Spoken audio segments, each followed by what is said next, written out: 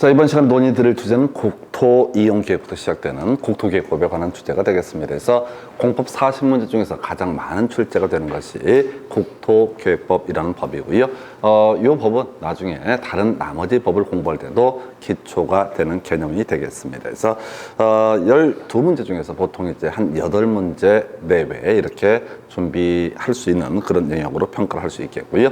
자, 요거 이제 가보겠습니다. 그래서 제일 먼저 도시군 관리 계획이라는 개념이 있게 됩니다. 그래서 이 국토계획법이라고 하는 것은 자, 토지 소유자에게 일정한 규제를 하기 위해서 만들어진 법이에요. 그래서 자, 어떤 규제를 해야 되느냐라고 했을 때 건폐율 규제, 두 번째가 용적률 규제, 세 번째가 용도 제한, 그리고 이제 높이 제한 이런 것들을 규제할 필요가 있다. 이렇게 논의의 전제를 삼게 됩니다. 그래서 그럼 건폐율은 뭐냐라고 했을 때 이런 논리죠. 자, 토지가 100평이 있다라고 했을 때 토지 소유자에게 어떤 규제도 하지 않게 되면은 건물 지을 때요 가득 채워서 건물 짓게 됩니다. 100평 가득 채울 테고 그 옆에 소유자도 가득 채워서 건물을 짓게 될 겁니다. 그럼 화재가 발생하게 되면 온 동네 다 타버려요. 그래서 국가에서 그런 거 싫어합니다. 다 죽어버리면 세금 낼 사람이 없어요. 그래서 일부러 살아남아야 된다 해서 불났을 때 혼자 죽었으면 좋겠다라는 취지가 소위 건축 면적이라는 것에 규제가 될 텐데 하늘 위에서 봤을 때 자 바로 건물 지을 때 일정 비율까지만 건물을 뽑을 수 있다라는 개념을 건폐율 규제라고 부르게 됩니다. 그래서 자 요거 하나 규제할 필요가 있겠고요. 이 건폐율 규제를 하다 보니까 좋은 점 많아요. 그래서 이제 한 집만 적는 거예요. 온 동네가 장사를 치르는 게 아니라. 그래서 자 좋아졌는데 사람들이 이제 편법을 쓰죠. 2층, 3층, 4층, 5층 이렇게 위로 쌓아 올리게 됩니다. 그럼 이제 일조, 햇볕을 받는 문제, 채광, 통풍 이런 것들의 문제가 발생합니다. 그래서 위로 쌓아 올리는 것도 규제할 필요가 있다 해서 용적률의 적자라고 하는 것은 쌓을 적자라는 한자를 씁니다. 그래서 위로 쌓아 올리는 것을 규제하는 것을 용적률이라고 부릅니다. 예를 들어서 대지가 100평인데 건폐율이 50%이고 용적률이 200%다라고 전제를 삼게 되면 이 건축 면적, 하늘 위에서 봤을 때 가장 넓게 펼쳐진 면적 50평까지 뽑을 수 있다. 한편 대지가 100평인데 용적률이 200%다라고 전제가 되면 이 각층 바닥 면적을 다 합쳤을 때 200%니까 200평까지 어떻다 건물을 지을 수가 있다. 이런 논리 구조가 바로 용적률 규제라는 개념이 되게 됩니다. 그래서 건폐율 규제, 용적률 규제라는 개념이 있게 될 것이고요. 그래서 건물의 크기를 규제하는 게 건폐율과 용적률 규제. 그래서 이제 파생되는 문제가 층수 제한에 따라서 높이 제한도 간접적으로 발생하게 됩니다. 자, 한편 우리가 부동산 학계를 공부하다 보면 그런 얘기를 합니다. 바로 부의 외부 효과라고 해서 아파트 단지 인근에, 주택가 인근에 매연을 내뿜는 공장이 들어서게 되면은 아무래도 주택에 대한 수요의 감소 요인이 될 수가 있겠다. 그래서 어떤 동네를 용도적을 정함에 있어서 주택은 주택끼리, 상가는 상가끼리 이렇게 규제를 하는 것을 가리켜서 용도 제한이라고 부르게 됩니다. 그러면 이제 토지 소유자 입장에서는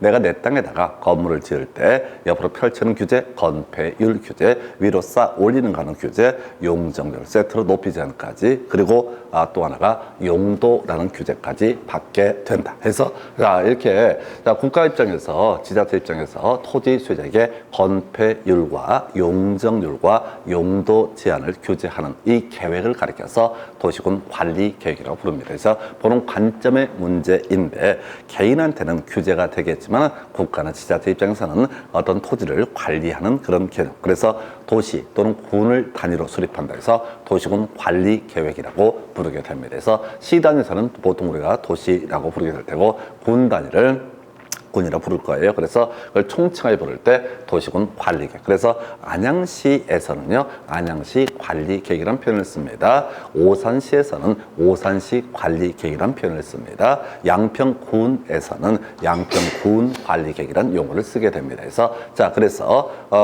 그 지자체 관할구역 안에 있는 토지에 대한 이용 규제 등을 하기 위해서 만들어진 개념이 뭐가 된다? 도시군 관리 계획이라는 개념이 되게 된다. 이렇게 기본 전제를 삼았고요. 사실은 가장 중요한 거, 이 국토계획법이라는 법을 통해서 법을 만든 목적은 모든 내용이 도시군 관리 계획이라는 것을 다루기 위한 그런 법이라고 보시면 됩니다. 한편 이 도시군 관리 계획, 하나의 시나 군을 대상으로 이렇게 구체적으로 건폐율과 용적률과 용도 제한을 규제하는 것이 아니라 이것의 기준점을, 기본적인 내용만 다뤄서 기준점을 삼기 위한 계획을 도시군 기본계획이라고 부르게 됩니다. 그리고 도시군 기본계획의 기준점을 삼기 위한 계획을 뭐라고 부른다?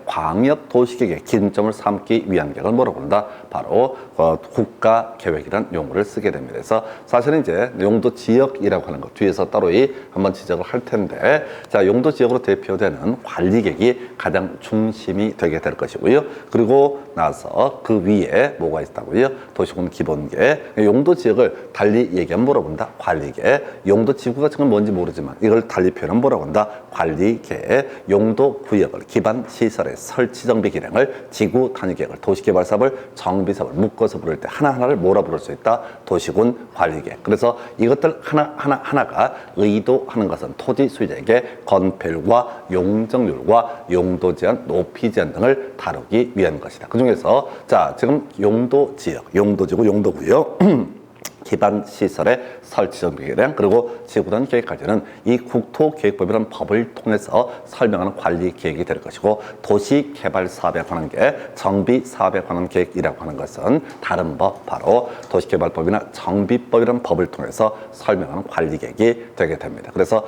이 국토계획법을 통해서 주로 공부하는 관리 계획은 용도, 지역, 지구, 구역, 기반 시설, 지구 단위 계획 이렇게 5개가 뼈대가 되게 됩니다. 그래서 이것들의 관계를 보면요, 이런 구조예요. 자, 관리계획 중에서 용도 지역이라고 해서 제일 중심이 되는 거, 토지가 있으면 대한민국 토지는 무조건 뭐가 들어간다? 용도 지역이라고 하는 것이 들어가게 됩니다. 이게 용도 지역이 경우의 수가 총 21가지 경우의 수 중에서 하나의 등급을 매기게 됩니다. 그래서 토지마다 용도적은 달라질 수가 있는데 이론상 21가지 중에 어느 하나의 경우의 수가 있게 됩니다. 그럼 이제 이 21가지 중에 어느 하나의 경우에 따라서 파생되는 건폐율과 용적률과 용도 제한 그리고 높이 제한의 규제가 있게 될 것이고요. 자, 그러면 용도 지역에 따른 규제 변화를 위해서 용도 지역 자체를 바꾸는 것도 하나의 방법이 되는데, 경우에 따라서 이 토지 위에다가 용도 지구라는 것을 추가적으로 지정을 하는 경우도 있을 수가 있습니다. 근데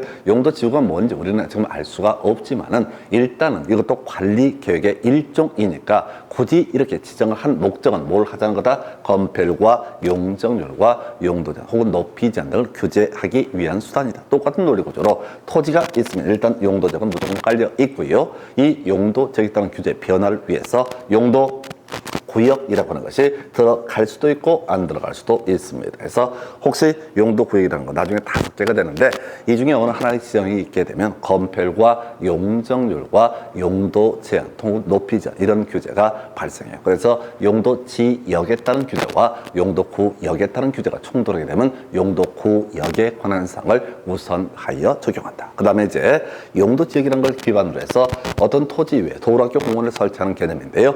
기반 시설의 설치 정비 계량을 결정을 할 수가 있습니다. 그러면 이제 기반 시설의 설치 정비 계량에 관한 이 규제를 우선하여 적용을 한다라고 해서 이것도 전체적인 그림을 가지고 보게 되면 뭘 하자는 거다? 건폐율과 용적률, 용도 제한 등을 규제하기 위한 개념입니다. 그 다음에 이제 똑같은 논리구조, 독일 제도인데요. 용도 지역이라는 개념에 대해서 지구 단위 계획이라는 게 혹시 수립이 되어 있을 수 있겠습니다. 그래서 지구 단위 계획이 수립되어 있으면 용도 지역에 따른 규제와 지구 단위 계획에 따른 규제가 충돌하게 될 때 이때는 뭘 우선 적용한다? 지구 단위 계획을 우선하여 적용을 한다. 이런 논리 구조로 가게 됩니다. 그래서 이게 되게 어려운 게 지금 전체 그림 자체를 미리 이해를 하고 들어가야 돼. 그래서 어찌됐든 이런 것들을 총칭하여 부를 때 도시군 관리 계획이라고 부르게 될 것이고, 이것들의 전국적인 목적지는 건폐율과 용적률과 용도 제한, 높이 제한 등을 규제하기 위한 수단이다. 그래서 뭐 이제 외우시는 분들 용용기도지 이렇게 머리 글자 따서 외우기도 하는데 뭐 하여튼 여러 번 반복하면은 그냥 이것들은 다 제목에 불과하기 때문에 하여튼 그렇게 개념을 좀 잡아주시고요. 자, 그래서 이 관리계획의 기준을 삼기 위한 계획을 도시군 기본계획. 그래서 관리계획과 기본계획이 충돌하면 뭘 우선 적용한다? 기본계획을 우선 적용한다 해서 이렇게 볼 테고, 관리계획은 기본계획에 부합되게 수립이 돼야 됩니다. 자, 그리고 도시군 기본계획이라고 하는 것의 기준점이라는 것을 삼기 위해서 좀 어려운 것이 광역도시계획이라는 것이 있을 수가 있습니다. 그래서 이게 용어를 보면은 도시군 기본계획, 도시군 관리계획이라고 하는 거, 이거는 하나의 시 또는 군을 원칙적으로 대상으로 수립하는 계획이다라는 의미이고요. 광역도시계획이라는 것은 2개 이상의 시군을 묶어서 계획을 수립을 하게 되면 이게 바로 광역도시계획이라는 개념이 됩니다. 그래서 자, 도시군 기본계획, 관리계획 둘 다 뭐라고요? 하나의 시 또는 군, 차이가 있다면 하나는 큰 틀의 그림, 이게 기본 계획이 되게 될 것이고, 이에 대응해서 관리 계획이라고 하는 것은 좀 구체적인 규제를 담는 게, 한편 이것들의 기준점을 삼기 위해서 2개 이상의 도시를 묶어서 계획을 수립을 하게 되면 어떻다? 이걸 광역도시계획이라고 부르게 될 것이고, 그러면 지문에 한 번 정도밖에 안 나오는데 바로 국가계획이라고 하는 거. 자, 국토부 장관이 제일 미리 수립하는 계획을 가리켜서 국가계획이라고 부릅니다. 그래서 이 파트를 갈 때는 일단은 우리가 이해가 필요한 것은 나중에 관리계획의 내용을 다 알고 말고는 그 다음 문제고, 순서 제일 위에 뭐가 있다? 국가계획이라는 게 존재할 수 있다. 그 다음에 광역도시계획, 그 다음에 도시군 기본계획, 그 다음에 도시군 관리계획. 이 순서 계속해서 보실 그림인데 그냥 기초 중에 기초가 되게 됩니다. 그래서 자, 이런 국토이용계획의 체계라는 것을 굳이 문장으로 표현하면 이렇습니다. 광역도시계획을 기준으로 봤을 때 국가계획과 광역도시계획이 충돌하게 되면 이때는 뭐를 국가계획을 우선하여 적용을 하게 된다, 이렇게 해석을 합니다. 한편 광역도시계획이 수립되어 있는 지역에 대해서 기본계획이나 관리계획을 수립할 때 당연히 이 기본계획, 관리계획은 광역도시계획에 부합되게 수립해야 되고, 만약 충돌하게 되면 어떻다? 광역도시계획의 내용이 우선한다. 이걸 이제 거하게 얘기하면은 상위계획과 하위 계획이라고 하는 것이 있게 되는데, 하위 계획은 상위 계획에 부합해야 되고, 충돌하면 이때는 상위 계획을 우선하여 적용한다, 이런 구조. 자, 도시군 기본 계획을 가지고 분석하면 국가 계획의 내용하고요, 도시군 기본 계획의 내용이 다를 때는 이때는 바로 국가 계획의 내용이 우선. 그다음에 이제 광역도시계획과 도시군 기본 계획이 다를 때는 당연히 더 위에 있는 광역도시계획의 내용이 우선하게 될 것이고요. 그 다음에 이제 도시군 기본계획은 도시군 관리계획 수립의 지침이 된다. 그래서 관리계획은 기본계획에 부합되게 수립해야 되고, 해석을 통해서 우리가 추론해낼 수 있는 거, 기본계획과 관리계획이 다르면 뭐를 기본계획을 우선하여 적용을 하게 된다, 이렇게 가게 됩니다. 관리계획 기준은 뭘까요?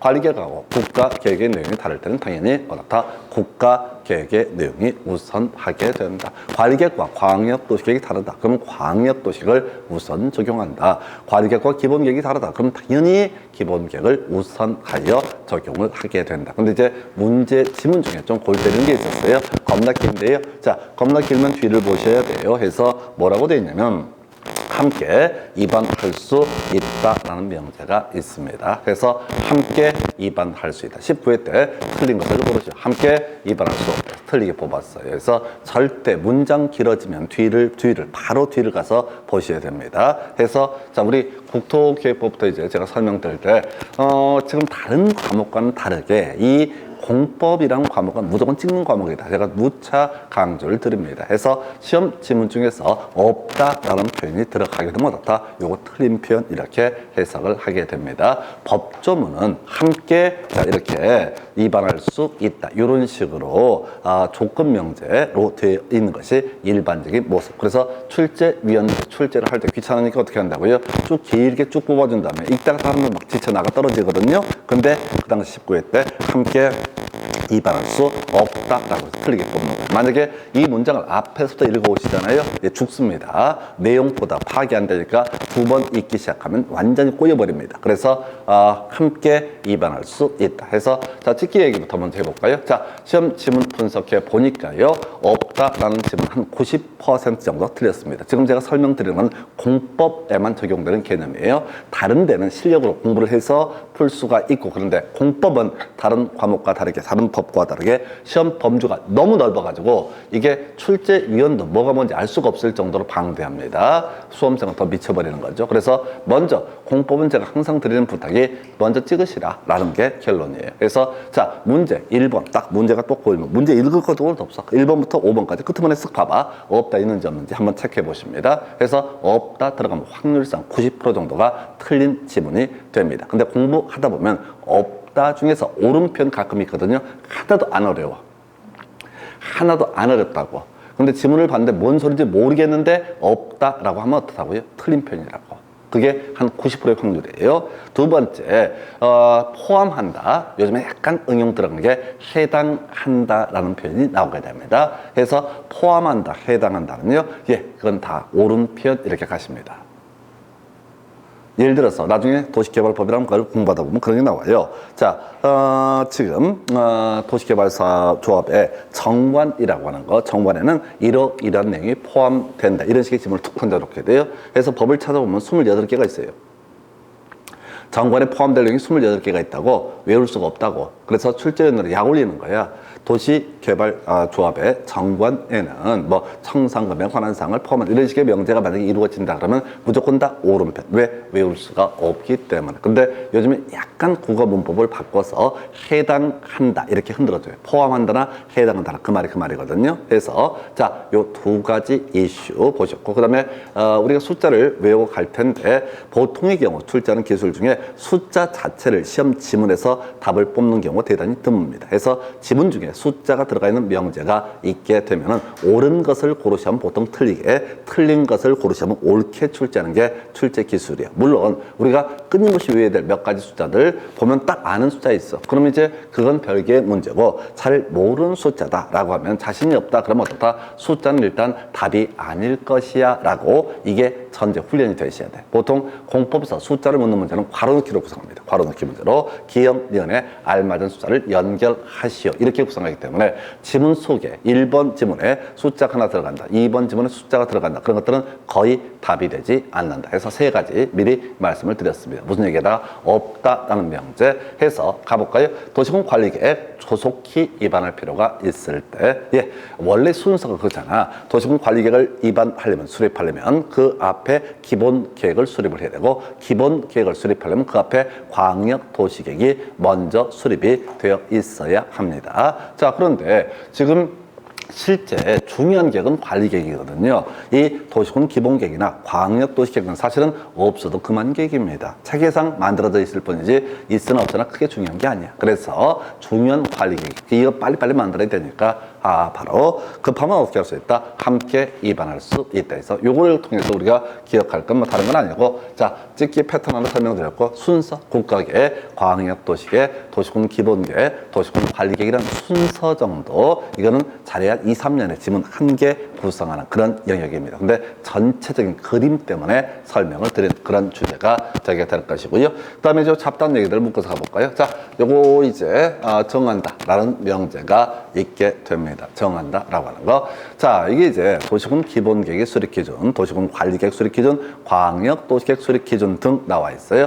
요것도 이제 잊어버리면 출제예요. 그래서 요 25회 때 요걸로 이제 제일 가깝게 나왔던 문제가 지구 단위계획 수립 기준, 이게 출제가 됐었는데요.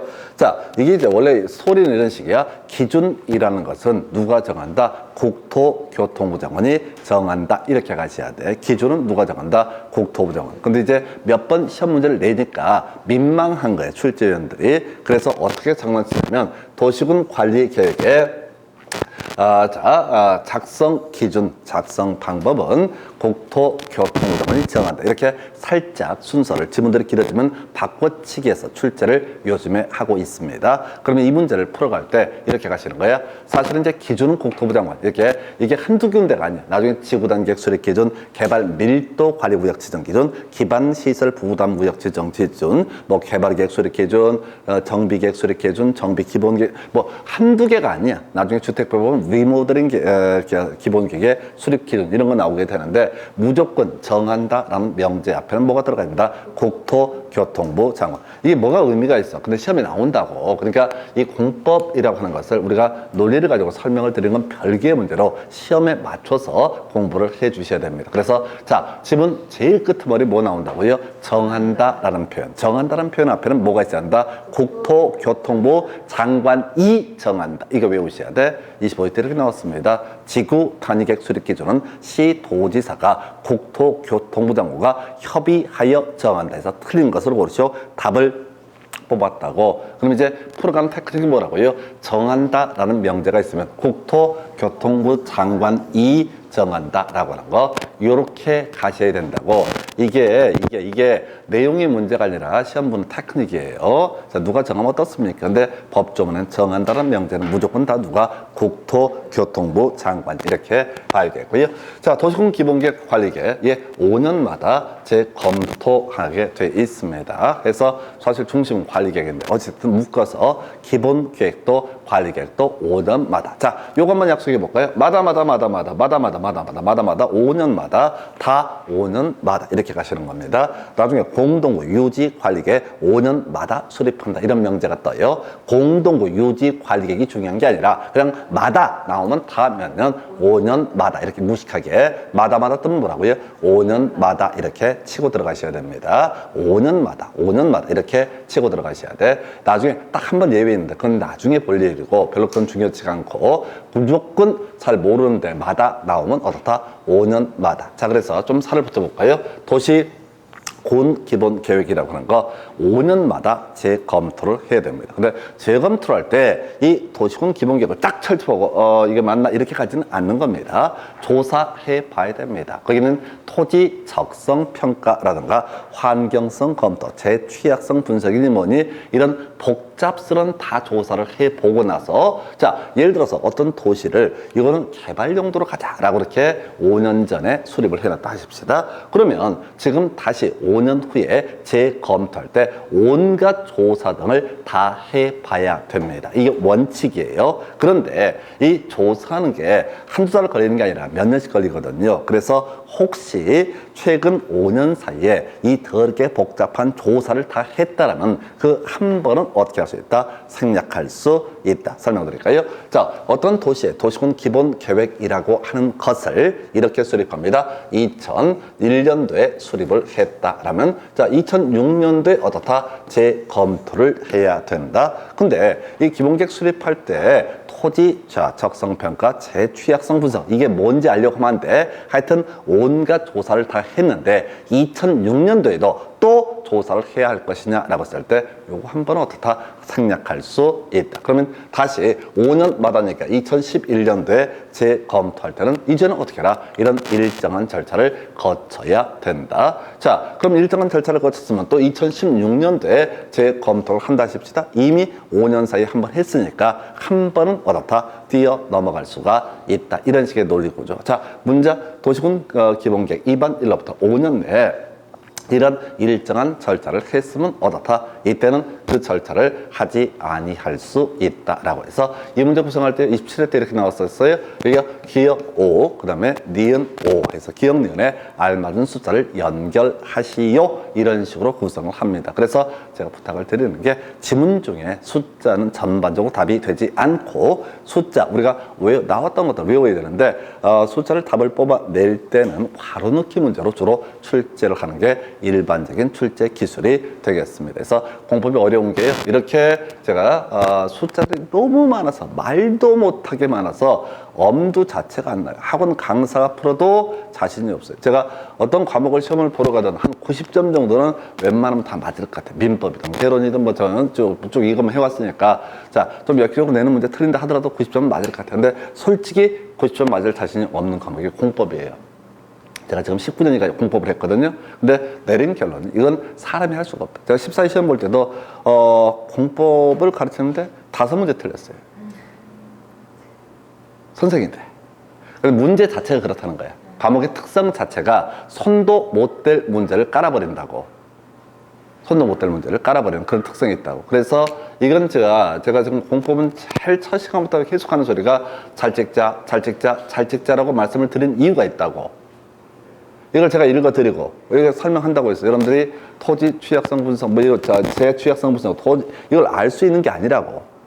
토지 적성 평가가 뭔지만 해도 1200페이지짜리 책이 있어요. 토지 적성 평가의 기초 해갖고 뭐 나오고, 어떻게 하고, 이런 책이 1200페이지짜리가 있다고. 어떻게 그걸 설명을 해? 나중에 이제 용도 제기할 때 한번 간단하게 지적을 합니다. 그래서 자, 도시군 기본계획을 수립할 때 어떻게 할 것이냐라고 하려면 조사해 봐야 되는데 최근 5년 사이에 요거 했으면 어떻다 생략할 수 있다. 요렇게 가게 됩니다. 그 다음에 이제 도시군 관리계획도 5년마다 재검토. 근데 이제 이게 27회 때 문제 구성이 됐고 28회 때 나왔던 문제를 분석을 해드리면 이게 나왔어요. 도지사는 나와 있죠. 그리고 엄청 길어요. 엄청 길어요. 끝부분에 보십시다. 조정을 요구할 수 있다. 왜 이렇게 보라고요? 도지사는 조정을 요구할 수 있다. 왜 이렇게 보라고요? 도지사는 조정을 요구할 수 있다. 요것만 가시는 거야. 중간을 읽으시면 안 돼. 이제 기본 틀을 잡고 나서 살 붙이는 거예요. 도지사는 조정을 요구할 수 있다. 자, 가볼까요? 이 관리 계획이라고 하는 것은 기본 계획에 부합되게 수립이 돼야 되겠죠. 관리 계획은 광역 도시계획에 부합되게 수립이 돼야 됩니다. 관리 계획이라고 하는 것은 국가 계획에 부합되게 수립이 돼야 됩니다. 그런데 이 관리 계획은 시장 군수 등이 하나의 신하 군단위의 수장인 시장 군수가 5년마다 재검토하도록 규정하고 있었습니다. 그럼 재검토하는 과정에서 상위 계획인 광역도시계획, 기본계획 또는 국가계획 등에 부합되게 수립을 해야 할 겁니다.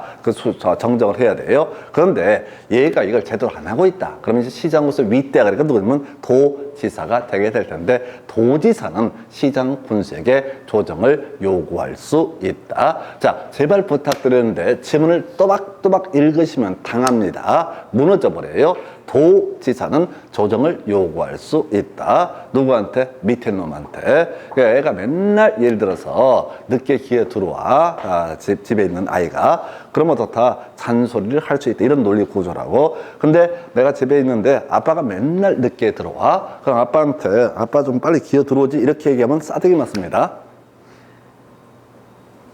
안 맞아봤구나. 아니, 딸내미가 늦게 기어 들어오면 빨리 좀 기어 다녀라 이렇게 얘기할 수 있지만은 윗사람, 시아버지가 늦게 기어 들어와. 근데 시아버지 빨리 기어 들어오지 이렇게 얘기하면 바로 싸대기라고. 아니, 체계 얘기라고. 도지사가 조정을 요구할 수 있다는 얘기는 그 밑에 있는 누구한테? 시장 군수에게 조정을 요구할 수 있다. 이 문제가 이미 나왔었는데 앞으로 이런 문제가 나올지 안 나올지 모른다고. 그건 지금 제가 설명드리는 이 문장 법조문으로 설명하는 게 아니라 체계를 잡고 들어가시 체계를.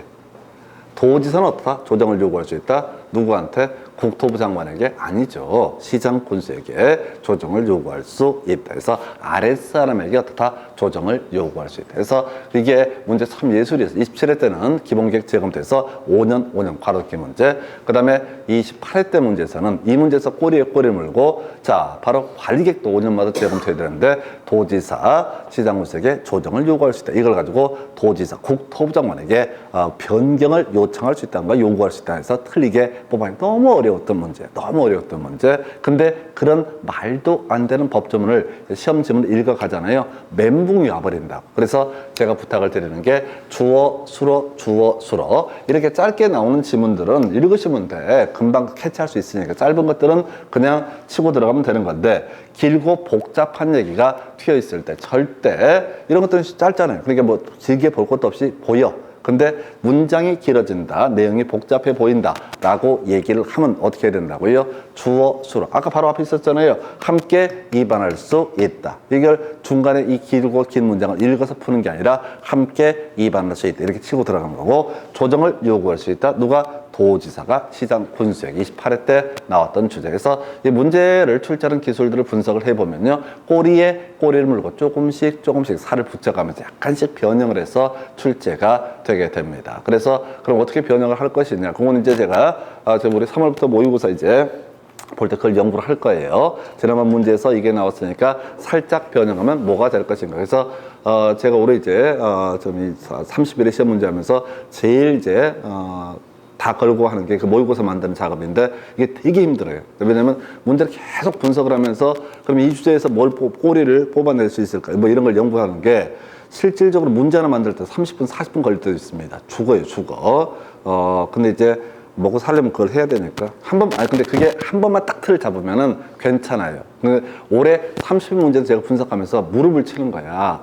지난번에 29회 때 사이드로 지문 하나 딱 나왔던 걸 확장을 해서 그걸 단독 문제로 구성을 하고 등등등. 이제 저는 기존 문제랑 지금 새로운 문제를 비교하다 보니까 야, 이건 일반 수험생들이 사실은 풀 수는 없는 문제인데 일반적으로. 근데 강사가 조금만 미리 준비를 해놨으면은 요거 꼬리에 꼬리를 무는 문제를 물어봤으면 충분히 맞출 수가 있다 이런 생각을 하거든요. 그래서 하여튼 그건 그렇게 할 테고 대신 항상 시험을 보고 점수를 받아야 되는 건 여러분 스스로니까 주어 수로 끊어가는 지혜가 필요합니다. 그래서 이 정도가 계획의 설계 등에 관한 주제 살펴드렸고, 자 그러면 광역도시계획이라는 주제를 보겠습니다. 자, 다 같이 갑시다. 자, 하나의 시나 군을 대상으로 수립하는 계획을 도시군 기본계획 혹은 도시군 관리계획이라고 부르게 됩니다. 하나의 시나 군을 대상으로 구체적으로 건폐율과 용적률과 용도 제한을 다루는 계획을 뭐라고 그런다? 도시군 관리계획.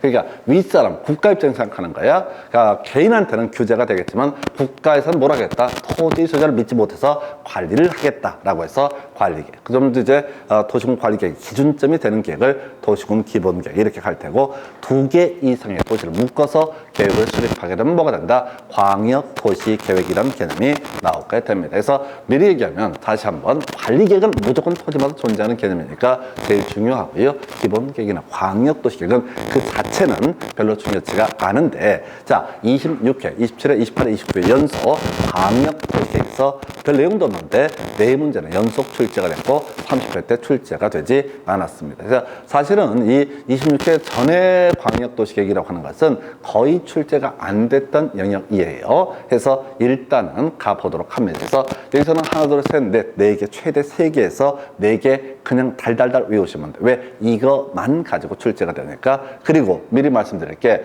원칙 있고 예외가 있으면 원칙은 무조건 시험에 안 됩니다. 원칙을 내면 출제 오류입니다. 그래서 뭐가 있을까요? 사과는 빨간색이다 라고 이렇게 사과는 빨간색이다 라는 명제가 있다 하십시다. 사과는 빨간색이 다 사과가 빨갛다 라고 전제를 했는데 청사과 한두 개 스품종이 나온 거야. 근데 파란 사과도 있다 이런 식으로 예외가 있다 하십시다. 파란 사과도 있다. 그러면 문제를 구성할 때 사과는 빨간색이라는 말을 내는 순간 출제 오류야. 이게 확률상 99.9%라 할지라도 예외 하나를 포섭하지 못하기 때문에, 그러면 시험 문제를 출제를 할 때는 사과는 빨간색이라는 말을 하지 않아요. 사과가 파란색일 때도 있다 이런 식으로 문제를 구성한다고, 또는 사과가 파란색일 때는 없다라고 해서 뭔 얘기냐면 예외 명제만을 가지고 시험 문제 답을 구성을 한다고. 그래서 우리가 공부를 해갈 때 원칙은 그냥 듣고 흘려버리시는 거야. 기억에 남으면 안 돼. 시험이 안 나오니까.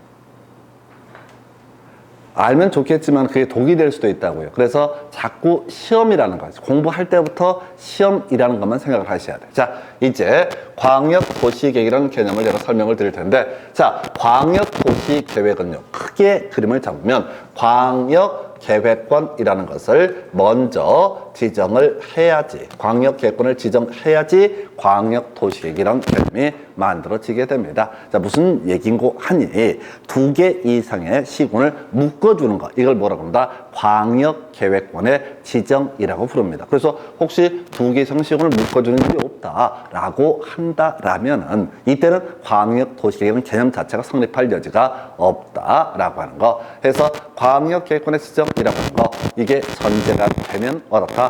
광역도시계획을 수립할 수 있다. 미리 예습하는 마음으로 행정구역 체계 한번 보겠습니다. 자, 우리 국토부 장관이 중앙정부가 되게 됩니다. 중앙정부가 있고요.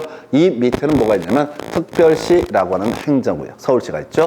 광역시, 인천, 부산 같은 광역시라고 하는 행정구역이 있겠고요. 그다음에 경기도, 충청, 남도, 전라남도, 경상북도 하는 도라는 행정구역이 있게 됩니다. 한편 특별시 밑에는 서초구, 강남구, 관악구 하는 구라는 행정구역이 있고요.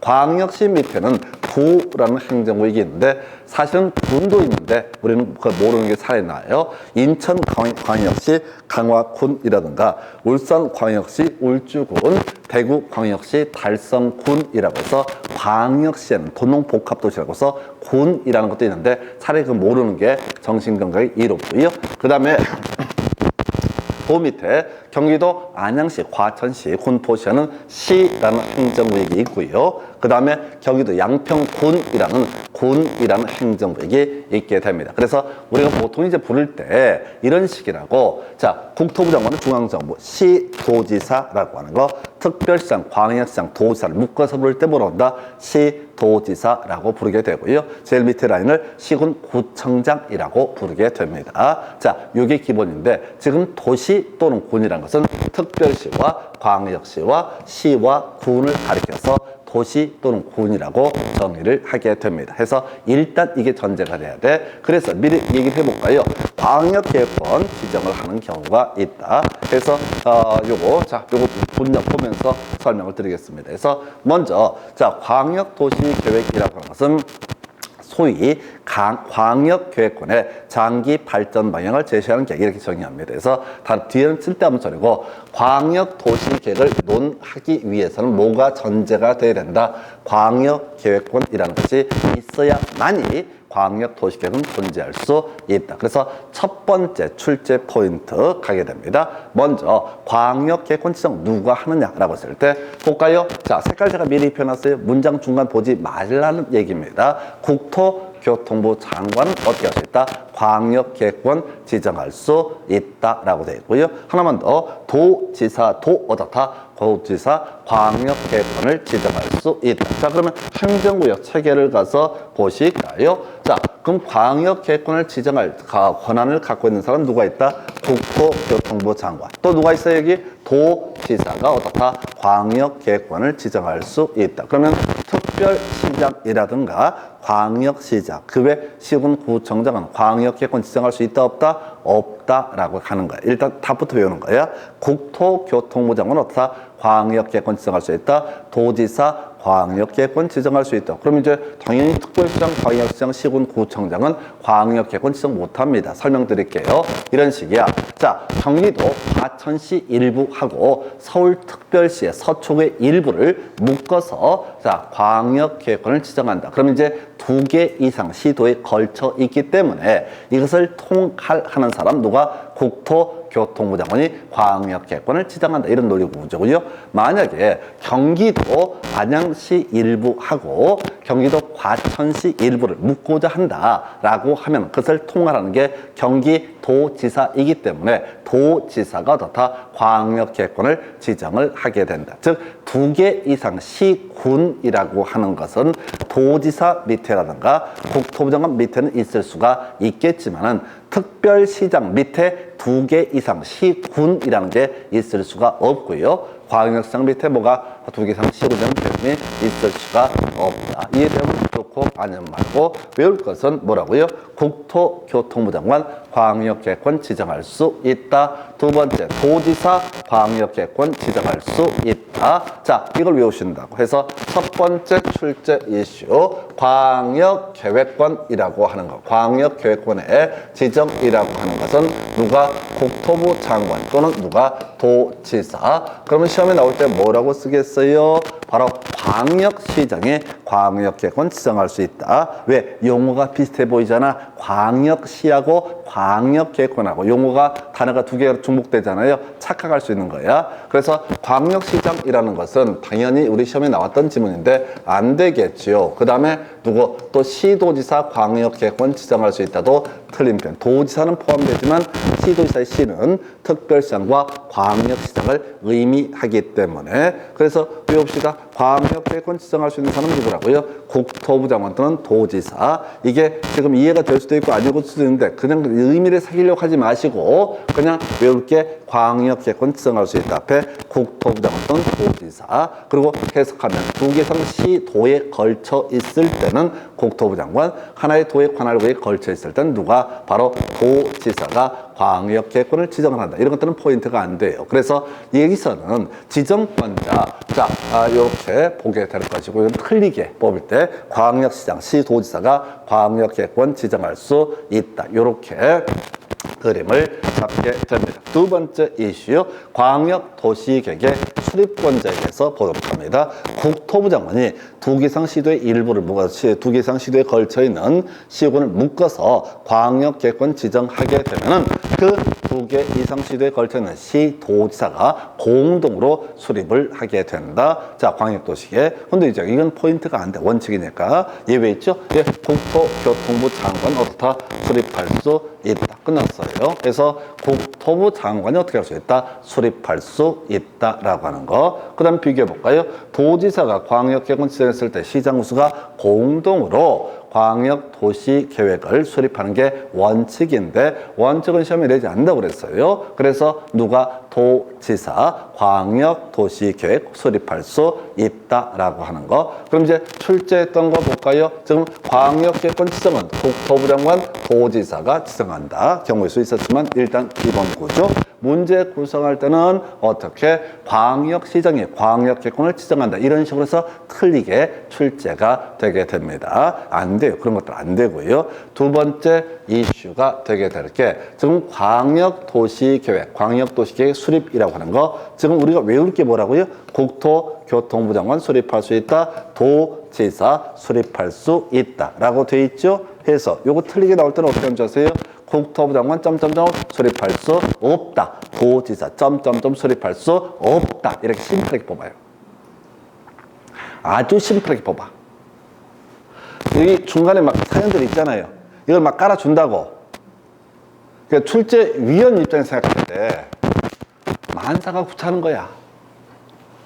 하기 싫다고 그냥 귀찮아 죽겠다고 문제를 내야 되니까 내는 상황이야.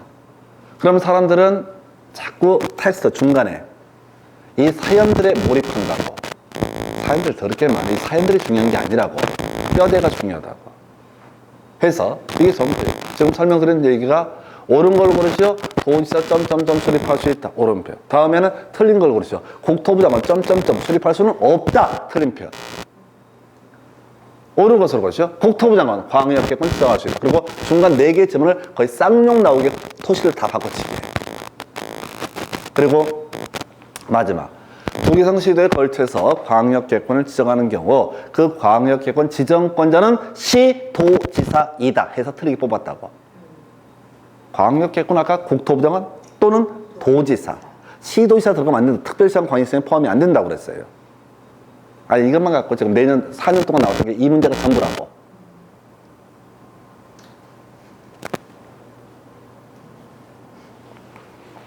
저기 아시죠? 그 교회 가면은 믿음 천국 보신 지역에 헌금 많이 하셔도 안 믿으시면 지옥 갑니다. 이렇게. 뭐냐면 딱 이거밖에 안. 이 파트에서 문제가 나오면 이거밖에 안 나온다고요. 최소한 인류가 구석 이래로 광역도시계획 파트에서 나왔던 문제는 이게 전부였다고요.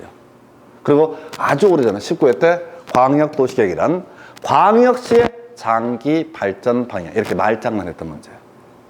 그냥 기본 틀만 갖고 문제 구성을 합니다. 너무너무 간단해요. 아니 간단하게 가셔야 돼. 간단한 영역은 공법이 보통 어렵다라고 얘기를 하는데 이렇게 간단한 문제들이 거의 50%를 깔아준다고. 근데 나머지 한 20, 30%가 개떡 같은 문제를 주니까 수험생들의 멘붕화. 그리고 지금 제가 설명드린 이 주제도 이 지정권자, 수립권자 가지고 무조건 도배를 하는데 문제는 오지선다행이잖아요. 그러다 보니까 중간에 뭔가 듣도 보도 못한 질문들이 무작위로 쏟아져 들어오는 거야. 그러면 수험생은 어때요? 해요? 미쳐버리는 거예요. 그러니까 웬만큼 공부를 해도 답이 안 나오는 거예요. 근데 공부하는 방법이 문제. 그러니까 답이 되는 주제를 가지고 가시고 아까 제가 말씀드린 약간 찍는다는 컨셉. 찍는다는 컨셉은 문제 지문 자체에 몰입하지 않습니다. 어디 보자 광역도시계획 어디 보자 지정한다 수립한다 라는 명제 지정 수립이라는 것을 찾아보게 되면 틀리게 나오든 맞게 나오든 그것을 답으로 구성을 하게 된다. 이게 광역도시계획. 물론 중간에 지방의회 의견 청취라든가 공청회라든가 일정한 또 도시계획위원회 심의 뭐 이런 것도 보면 도시계획위원회 심의 이런 거 나오죠. 이런 것들이 절대 현혹되지 마세요. 이런 것들은 전혀 포인트가 되지 않아요. 그래서 틀리든 맞든 답이 되지 않는다. 이렇게 정리를 해주시고요. 자, 도시군 기본계획까지 가고 끊어가겠습니다. 자, 지금 이제 광역도시계획 수립했습니다. 국토부장은 도지사가 광역계획원을 지정을 했었고 그것의 장기 발전 방향 광역도시계획 예외적으로 국토부장은 도지사가 수립을 했습니다. 뭐 하려고 했습니까? 했을 때 앞으로 만들어지게 될 도시군 기본계획, 도시군 관리계획 수립의 기준점을 제시하기 위해서 자, 수립을 해놓은 상태입니다. 자, 기본계획이라고 하는 거 이거 너무 내용이 없어요. 해서 아까 미리 한번 설명드렸었죠. 도시군 기본계획 5년마다 재검토 그리고 최근 5년 사이에 각종 조사를 해서 다 생략할 수 있다. 이게 27회 때 나왔던 주제 그리고 그 전에 24회 때 나왔던 문제가 있게 되는데 요겁니다. 자, 일단 기본 가겠습니다. 보고 버리는 거야. 도시군 기본계획은 지금 10년 동안 2번 구성됐는데 아까 재검토 생략 요 얘기하고 수립 의무의 미연제 이거는 낼 게 이거밖에 없어요.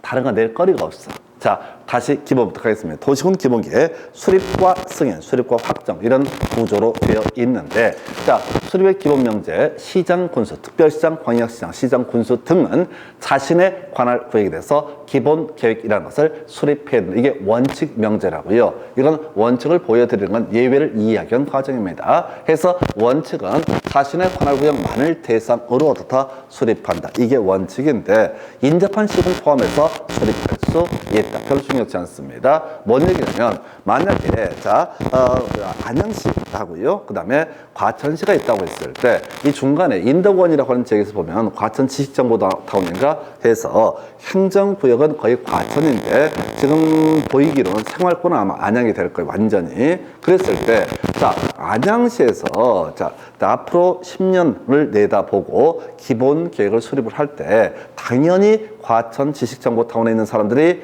인덕원이나 평촌으로 넘어와서 활동할 것을 전제를 하고 도시 계획을 수립을 해야 된다고. 도로도 미리 만들어 놔야 되고 안 그랬다가 나중에 쌩 난리가 나버리니까. 그래서 원래 완양시장은 안양시라는 이 도시를 대상, 안산시장은 안산시라는 도시를 대상으로 기본 계획을 수립을 한 건데 필요하다면 어떻다. 인접시군의 전부 또는 일부를 포함해서 어떻게 할 수 있다? 수립할 수 있다. 자, 안양시 앞에 군포시라는 조그만 도시가 있어요. 인구가 상대적으로 작고 등등등. 그래서 생활권이 거의 다 안양으로 연계가 돼버린 이런 도시라고. 그러면 안양시장 입장에서는 군포시까지 커버해서 어떻다. 기본 계획을 수립해야지 10년, 20년 후 도시의 발전상을 올바르게 제시할 수 있다. 이런 식의 얘기인데 의미 없어요. 두 번째, 자, 지금 수립해야 된다라는 명제에서 이거 하나 외우자고 오는 거죠. 그래서 수립해야 된다. 근데 수립하지 않아도 되는 신학군이 있을 수가 있겠다라고 하는 거. 해서 이렇게 되어 있습니다. 시골 되겠습니다. 해서 도시군 기본계획 10년 후, 20년 후에 이 도시를 어떻게 발전시켜 나가겠다. 어느 지역을 주로 개발을 하고 이런 큰 틀의 그림을 제시하는 계획을 도시군 기본계획이라고 부르게 됩니다. 근데 자, 사람도 없고 뭐 뜯어먹는 것도 없고 이런 시 또는 군 같은 경우 도시군 기본계획 수립해봤자 할 것도 없어. 그냥 아름다운 도시, 마음이 행복한 도시 뭐 이런 거나 할 수밖에 없다고. 그래서 시골에서는 다 수립하지 아니할 수 있다. 시골이 뭐라고 했어요?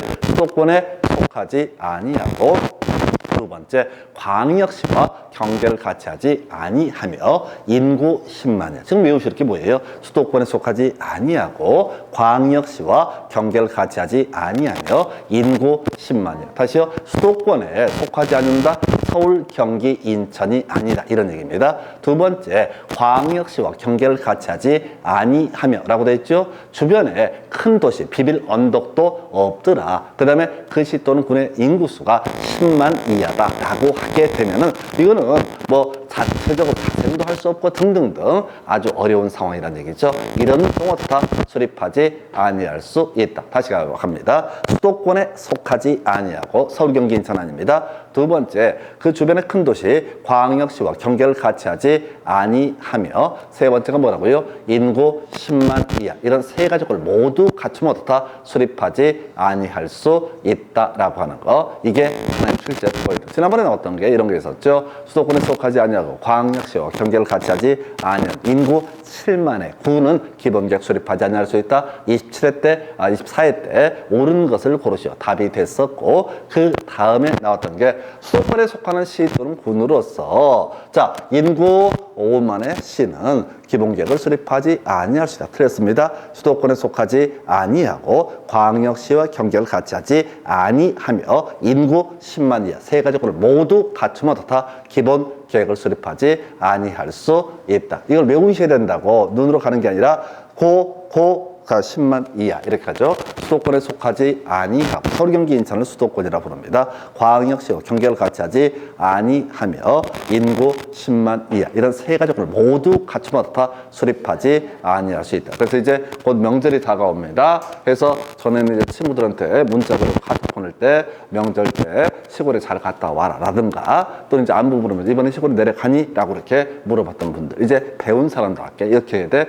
자, 시골이라는 단어 대신에 수도권에 속하지 아니하고 광역시와 경계를 같이 하지 아니하는 곳으로서 인구 10만 이하인 시 또는 군, 이걸 두 글자로 뭐라고 한다? 시골이라고 부르게 된다. 해서 하여튼 알고 있으면 먹고 살기 힘들어요. 그래서 문자 기증 다 쓰다가, 그런데 외우겠지. 수도권에 속하지 아니하고 광역시와 경계를 같이 하지 아니하며 인구 10만 이하인 시 또는 군은 어떻다? 수립하지 아니할 수 있다. 그리고 앞에서 본 것처럼 기본계획 5년마다 재검토.